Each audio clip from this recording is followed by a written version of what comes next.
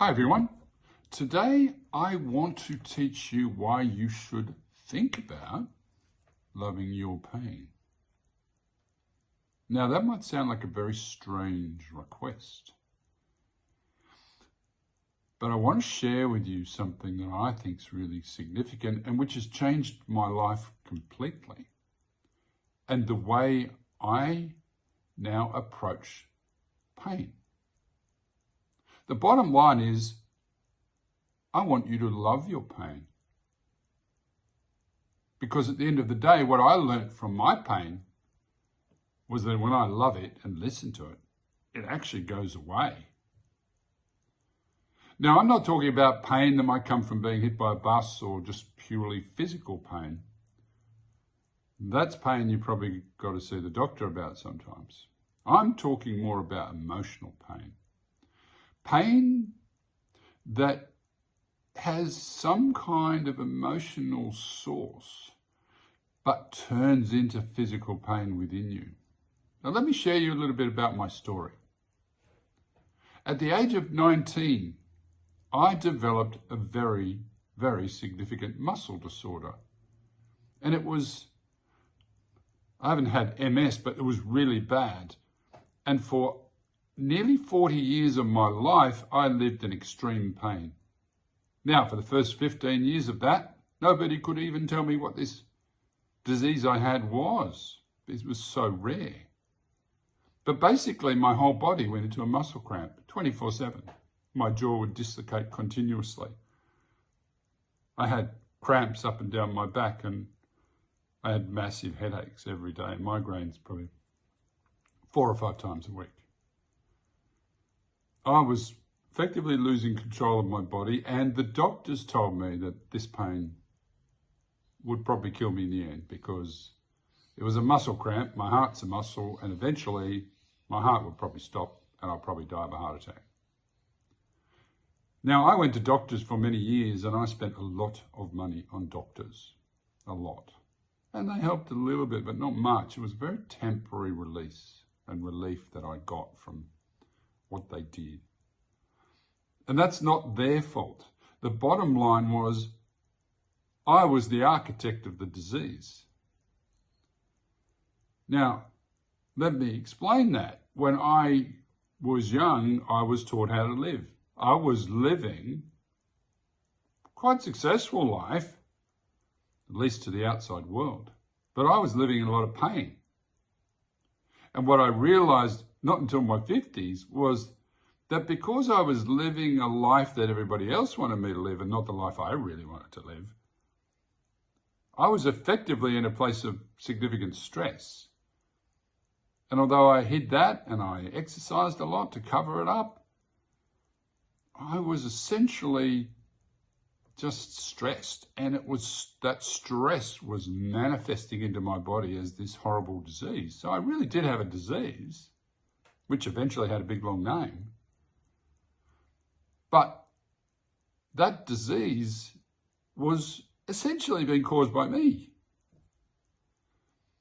Now, this was a fantastic understanding I came to have because it then helped me solve it, and I didn't actually need doctors ever again. So what did I do? Well, what I learned to do was sit with my pain every day for probably half an hour or more, call it meditation, and talk to it, listen to it. Ask it questions. Okay, what do you want me to know today? Why am I having this pain today? Why are you causing me to feel this discomfort today? What would you have me change? Now, essentially what I realized was that pain was like a message from, well, it was a message from my soul. You get essentially 2 messages from your soul at either ends of the spectrum. Joy, which is the soul saying, yeah, we love this. This is really good fun. Let's do more of this. And pain, which is saying, no, this is not good. We should change this. Whether that's physical pain or whether that's emotional pain. One of the things I did was I learned to access my emotional pain, and that helped me to sit with the physical pain and talk to it. every day. What would you have me change? Now, what I realized with this kind of process was it was either directing me to change my way of thinking or believing, or it was directing me to change some circumstances in my life that were causing me stress. So if you looked at my life now to when I had this revelation, it's actually a very different life because I realized I had a lot of things to change. But the biggest thing was I actually listened to my pain and it told me how to get rid of itself. Now, what I realized from that is this is the way the human body is supposed to work, or how you holistically are supposed to work. I probably spent $100,000 on doctors. And if I'd had this wisdom in my 20s, I could have saved all that money because essentially it was a meditation-based healing. Now, call it natural healing. But we're not supposed to live with as much pain as we do as people because we often live outside of our kind of happiness. We live the lives that we think we're meant to live to meet the standards of the world and to fit in with everyone around us and to be loved. We want to be loved and we don't want to fail. That was me. So I did everything that I thought everybody else would want me to do, only to find that it wrecked me. I wrecked me. I'm not blaming anyone else. My desire to fit in the world created the pain. So when I started to just see pain differently, I don't even take Panadol or aspirin anymore if I get a headache, because there's something I need to learn from this pain. Then I'll learn from it. I actually learnt to love pain. And if I have certain indicators in my body now, which I know get painful, when I'm actually needing to change something or change the way I'm thinking, and my hand gets stiff or my knee gets stiff, and I've learnt what they mean. So all I'm saying today is there are alternatives to going off and doing pain management with doctors or with drugs. Maybe not when you get hit by a bus, but if you have an emotional pain that's causing your physical pain or causing a disease to manifest like I did, then you won't solve it with a doctor. You've got to solve it. And the best way to do that is to love the pain and listen to it.